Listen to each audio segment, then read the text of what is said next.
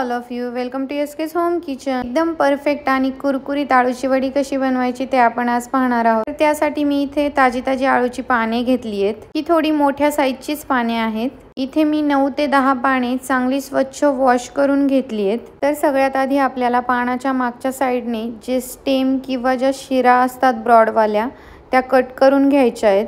शक्यतो सुरीनेच हलक्या हाताने कट करून घ्या। काही वेळेस काय होतं ना, हाताने ते देठ ओढल्यामुळे कधी पाने फाटलीही जातात। आळूच्या पानांमध्ये भरपूर प्रमाणात carbohydrate, fibre and different types of vitamins असतात, त्यामुळे ती खाणं is good for our health. सगळी पाने रेडी झालेली आहेत। पाने एक साईडला ठेवून वड्यांसाठी लागणारे साहित्य आपण इथे पाहतोय। तर मी इथे 1.5 वाटी बेसन पीठ घेतले, अर्धी वाटी तांदळाचं पीठ घेतलंय, 8 ते 9 हिरव्या मिरच्या घेतल्यात, हाफ टीस्पून एवढा ओवा घेतलाय, 1 टीस्पून पांढरे तीळ घेतलेत, 15 ते 20 लसूण पाकळ्या, 1 इंच आलं चॉप करून घेतलंय, हाफ टीस्पून हळद, हाफ टीस्पून जिरा आणि 1 टीस्पून सॉल्ट घेतलंय मी इथे। सगळ्यात आधी आपण एक पेस्ट बनवूयात। त्यासाठी एका ग्राइंडर जारमध्ये मिरची मी मोडून घेतली आहे, ती टाकायची आहे।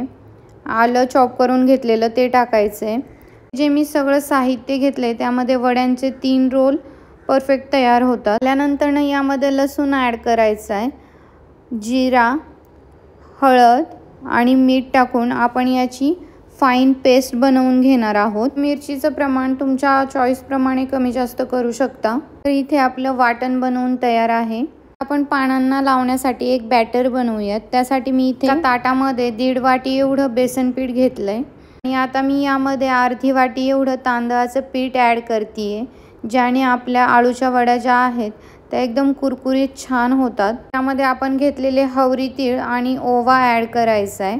आता आपण जी पेस्ट बनवली आहे ती यामध्ये ॲड करून आपल्याला याचं छान असं घट्टसर बॅटर बनवून घ्यायचं आहे। मी एखाद्या विस्करने किंवा स्पॅच्युलाचा वापर करूनही हे पीठ मिक्स करू शकता, पण मी हातांचा वापर करणंच प्रेफर केलंय। इथे ग्राइंडर जारमध्ये जी काही पेस्ट राहिली होती त्यामध्ये थोडंसं पाणी टाकून तेच थोडं ॲड करतेय। मी एकदम पाण्याचा वापर करू नका, थोडं पाणी टाकत चला आणि बॅटर बनवत चला। जास्त पाणी लागत नाही आहे बॅटर बनवण्यासाठी। या बॅटरची कन्सिस्टन्सी आपल्याला थोडी थिकच ठेवायची आहे। तुम्ही पाहू शकता बिलकुल अशी कन्सिस्टन्सी पाहिजे आपल्याला। हातातनं बॅटर खाली पडतंय पण टाइम लागतोय, पटकन पडत नाहीये। बॅटर रेडी झालंय, चला तर मग पुढची तयारी करूया। इथे मी एका चॉपिंग बोर्डवर आपण जी पानं क्लीन करून ठेवली आहेत त्यातलं एक पान घेऊन ते उलटं ठेवायचंय आणि त्यावर सगळीकडे आपण जे बॅटर तयार केलंय ते सगळीकडे असं स्प्रेड करून घ्यायचंय, सगळीकडे व्यवस्थित लावायचंय। जास्त जाड थर लावायचा नाहीये आणि जास्त पातळही थर लावायचा नाहीये, मीडियम पीठ लावायचंय। पानाला सगळ्या साईडने छान नीट पीठ लावून घ्यायचंय। शक्यतो मोठी पाने असतील तर 3 पानांचा थर इनफ होतो, 5-5, 6-6 पानांचा थर लावण्याची काही गरज नाहीये। 3 पानांचा रोल करूनही आपली आळूवडी एकदम परफेक्ट बनते। पाहू शकता मी पानाला सगळीकडनं व्यवस्थित बॅटर लावून घेतलंय। पान रेडी आहे। आता मी यावरती दुसरं आळूचं पान ठेवतीये आणि सेम प्रोसेस आपल्याला रिपीट करायची आहे। हे पान व्यवस्थित एकावर एक ठेवून परत आपल्याला याला बॅटर व्यवस्थित लावून घ्यायचे सगळीकडे। लोक उलटपालट पान ठेवून मग बॅटर लावतात, पण तुम्ही अशा पद्धतीने एकदा ट्राय करा। अशा पद्धतीने खूप छान वड्या तयार होतात। इथे मी दुसऱ्या पानालाही सगळीकडे बॅटर लावून घेतलंय नीट। आता आपण यावरती तिसरं पान ठेवणार आहोत, यालाही सगळीकडे पीठ लावून घ्यायचे। आणि आळूची पाने यूज करताना घशाला खाणारी पाने यूज करू नका। इथे आपले 3 लेयर्स पानांचे व्यवस्थित तयार झालेत। आता आपण एक साईड अशी पानाची दुमडून घ्यायची आहे आणि यावरती परत बॅटर लावून घ्यायचंय नीट। सगळीकडे बॅटर व्यवस्थित लावून घेतलं ना की आपला रोल जो आहे तो छान चिकटला जातो। साईडला नीट बॅटर लावून झालंय। आता आपण दुसऱ्या साईडने सेम प्रोसेस करणार आहोत। दुसऱ्या साईडने पण आपल्याला जे पान आहे ते व्यवस्थित फोल्ड करून घ्यायचे आणि त्यालाही बॅटर लावायचे। सगळीकडे नीट बॅटर लावून झालं की जी पानाच्या स्टेमची साईड आहे तिकडनं आपल्याला हे पान असं फोल्ड करत घ्यायचे।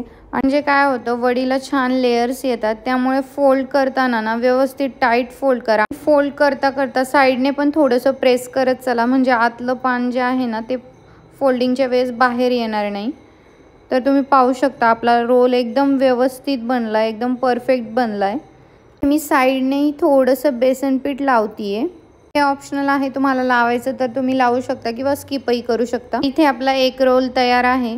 इथे एक वड्या उकडण्याची चाळण घेतली आहे, याला ऑइलने छान ग्रीस करून घ्यायचे, त्यामुळे आपला रोल पटकन रिमूव्ह होईल आणि चिकटणार नाही। मी ते सेम प्रोसेसने अजून 2 रोल तयार करून घेतलेत। आपलं बॅटर पूर्णपणे संपलेलं आहे। आपण या रोलला स्टीम करून घेणार आहोत। त्यासाठी मी गॅसवर पातेल्यामध्ये पाणी ठेवलंय।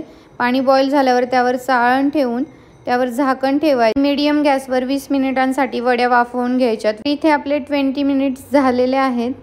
तुम्ही पाहू शकता आपल्या वड्या छान उकडलेल्या आहेत। सुरी किंवा टूथपिक यामध्ये घालून चेक करू शकता। गॅसची फ्लेम ऑफ करून आपण यांना पूर्णपणे थंड करून घेणार आहोत। थंड झाल्यानंतर आधी मी गॅसवर तेल गरम करायला ठेवतीये एका कढईमध्ये। तेल गरम होईपर्यंत आपण वड्या कट करून घेऊयात। पूर्णपणे थंड करूनच मग वड्या कट करा, म्हणजे वड्या छान कट होतात आणि सुरीला बेसन पीठ चिकटलं नाही जात। मी इथे थोड्या पातळ साईजमध्येच वड्या कट करून घेतीये, म्हणजे त्या आतपर्यंत छान फ्राय होऊन कुरकुरीत होतात। तर इथे सगळ्या वड्या मी कट करून घेतल्यात। तुम्ही पाहू शकता किती छान लेयर्स आलेत आपल्या वड्यांना। चला तर मग आता यांना फ्राय करून घेऊयात।